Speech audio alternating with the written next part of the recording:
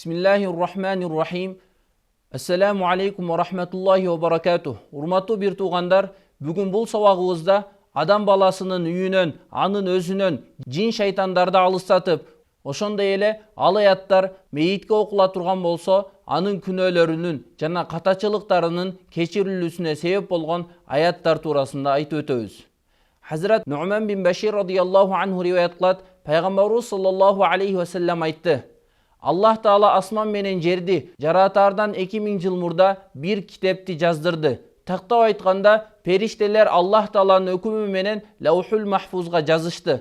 Жана Аллах Таала ага ошол китепке 2 аятты түшүрдү. Мына ушул 2 аят менен Бакара сүрөсү аяктайт. Ал Аманар Расулу деген аяттан баштап Бакара сүрөсүнүн аягына чейин. Кимде ким өзүнүн үйүндө ушул аятты 3 күн катары менен окуй турган болсо, жин шайтан ал үйгө жакындабайт. Бул хадис Тирмизи Шариф китебинде келген. Ошондой эле Абдулла бин Умар радıyallahu анху айтат, качан адам каза болгон учурда анын туугандары, анын достору, жолдоштору ага Бакара сүрөсүнүн башкы 5 аятын тактап айтканда ва улаика хумул муфлихун деген жерге чейин, ошондой эле Бакара сүрөсүнүн акыркы 2 аятын окуй турган болсо, Аллах Таала мына ушул аяттардын берекети менен ал мейиттин күнөөлөрүн кечирет. Жана да Абдулла бин Умар радıyallahu анху айтат, кимде ким уктаар алдында Бакара сүрөсүнүн акыркы 2 аятын окуй турган болсо, тактап айтканда Аманар Расулу бима унзиле илейхи мин раббихи вал муъминун дегенден баштап аягына чейин окуса, Аллах Таала ошол түнү ал адамды бардык жамандыктардан, жин шайтандардан Аллах Таала сактап коет. Аллах Таала бардыгыбызга мына ушул аяттарга амал кылып, анын пайдаларына жетүүгө мүмкүнчүлүк берсин. أعوذ بالله من الشيطان الرجيم. بسم الله الرحمن الرحيم.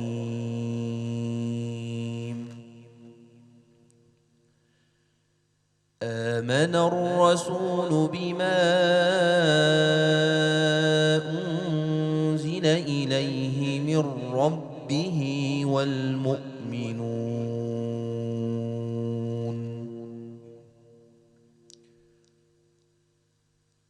كل آمن بالله وملائكته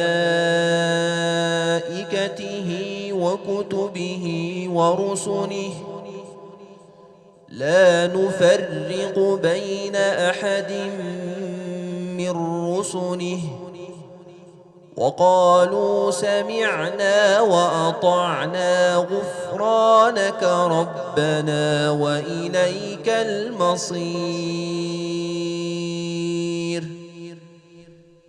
لا يكلف الله نفسا إلا وسعها لها ما كسبت وعليها ما اكتسبت ربنا لا تؤاخذنا إن نسينا أو أخطأنا ربنا ولا تحمل علينا إصرا كما حملته على الذين من قبلنا ربنا ولا تحملنا ما لا طاقة لنا به واعف عنا واغفر لنا وارحمنا أنت مولانا فانصرنا على القوم الكافرين. سبحان ربك رب العزة عما يصفون وسلام على المرسلين والحمد لله رب العالمين.